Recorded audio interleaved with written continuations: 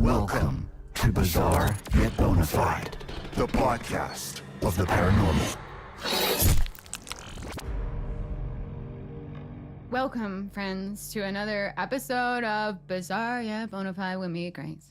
Now, Grace, that's no way to welcome our listeners back into the fold. Grace? Okay, for those of you wondering why you've tuned into Sourpuss Radio, I'm delighted to tell you that there has been an update on the infamous missing dead body case. Okay, fine, but just so you know... She's back, everyone! Just so you know, I am absolutely not done with it. I've got my thoughts and my theories and a pretty promising lead, actually. No way, you're not getting off that easily. Let's tie up this delicious little loose end, shall we? What happened with the body and the kid who saw it? Oh, and which handsome co-host was it who reminded you a few weeks back about the boy who cried wolf? Okay, fine. The kid cried wolf. Big whoop. A tale as old as time. Apparently, he made it all up to scare his girlfriend. Now, I'm no expert on charming the ladies. Obvious. Continue. But I don't think freaking the hell out of your date is the best way to win their heart. True. But it does lead on quite nicely to my next theory. Oh yeah? Enlighten me. Men are shitheads. I mean, sadly, yeah. And the women those shitheads scorn, they're pretty fucked up. Listen up, guys. Quit scorning. Knock it off. Because the truth of the matter, Anton, is that even though there was no body, it doesn't take away the fact that these hikers did go missing. This one here, Anne Radcliffe, she's out there somewhere, alive or dead. I mean, how do we even know they were in those specific woods in the first place? It's such a vast area. It could be totally unrelated to anything. No, Anton. It's ghosts. You really are relentlessly stubborn, aren't you? It's no secret how many people go inexplicably missing in North America, and a great deal of missing persons cases leave behind no trail whatsoever. And what else leaves no trail? Ghosts. Because they float and glide through stuff. Yeah, okay, that makes sense. You're being nice. Why? I'm trying to not be a shithead so you don't come back as a ghost and haunt me. Wait, who the hell says I'm dying before you? I've seen how you live. You had peanut butter pops for lunch. Weren't they discontinued ages ago? I guess you just went ahead and ignored the expiration date? Yeah. But nuts are good for you. And everyone knows stuff in the freezer doesn't go bad. You kept them in the freezer? No, Anton. I found them in the freezer when I moved in. You're disgusting. Anton, if I said to you, famous ghost stories, what would you think of? Copyright infringement lawsuit? Wrong! Here, read this. Oh, sorry.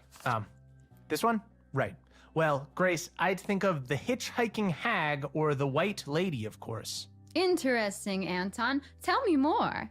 Different variations of these famous ghost stories are told all over the world. Wow. So it sounds to me like there is a specific type of ghost that manifests in different ways to different people. Funnily enough, I've been doing some research on this. Which means you typed it into the internet and are about to quote the first webpage result. Dude, what happened to being nice? I didn't say I would be nice, I just said I wouldn't be a shithead. Well, you're on thin ice, pal. Sorry, continue.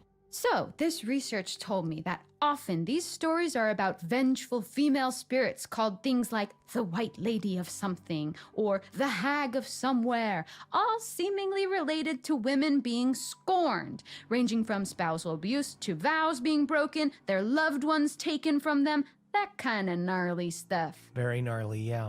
One story in particular tells of a man so concerned that his wife might cheat on him while he was at war. He locked her in the basement. Didn't think about the possibility he might croak it, did he? He died on the battlefield, and she wasted away to nothing in the dark. Her ghost still remains, wandering our plain, and it's said that when she approaches, her hollow, desperate groans ring in your ears, and you are struck with this sudden pang of intense hunger. An echo of the pain she was left to suffer. People think the starvation killed her, but no, quite the opposite. She was so hungry, trapped down there, that she resorted to eating her own flesh, ripping skin and sinew from bone, draining blood from vein as she tore herself apart. They say her hunger is what left her lingering in our world. The hunger for revenge. Holy shit. Exactly. So because of the way she was treated, the White Lady, or the Hag, generally punishes bad behavior like infidelity, abandonment, greed, and murder, and rewards things like faithfulness and commitment to family.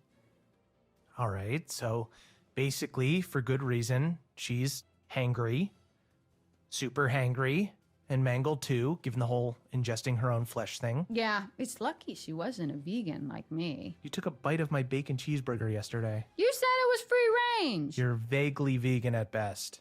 A vegan, yeah. But right now, I'm hungry for answers. My theory is that these are specific types of spirit, not one particular ghost. You'll see loads of different stories about the White Lady, the Hag, the Wretched Woman, whatever you want to call them. Vengeful spirits cursed to linger in our world due to some wrongdoing that befell them.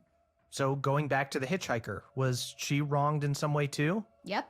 She drowned herself after her husband left her for another woman. So she's often seen drenched to the skin, seawater dripping from her mouth, overflowing from her constantly waterlogged lungs. Her once glowing face, dull and bloated. Her once songbird voice, gargling the discordant cries of her now sodden vocal cords. Okay, you're way too good at this. It's the whole unfinished business thing. Cliche, I know, but these spirits are doomed to wander our mortal coil seeking vengeance or closure on something or someone that wronged them. So what does that mean for our fake dead body and missing hikers? I hear rumors that there have been recent sightings of a White Lady, or Hag, in none other than dun dun dun Hackett Woods. Yes, which is near where those guys were last seen. A scary thought, albeit absolute nonsense. Joke all you want. We have a deal, remember? I present you with evidence and you admit that the paranormal is real. I just have a bit more research to do, something more hands-on. And then, oh, Anton, I hope you've got ice cream in the freezer because you're going to need a big old scoop to go with your humble pie. Oh man. Okay. Go ghost hunting all you want, but I think we should draw a line under these missing hikers. We don't even know for sure they were in Hackett Woods, and I'm betting they turn up eventually. Oh, don't worry. I'm in full ghost mode now. Just don't do anything dangerous, all right? Aw, I didn't think you cared. I like you enough that I don't want you to get murdered in the woods. Well, that's it for today, folks. Join me next episode for something a little different. Seriously, what are you gonna do? Don't worry your pretty little head about it. Catch you on the flip side, bizarros.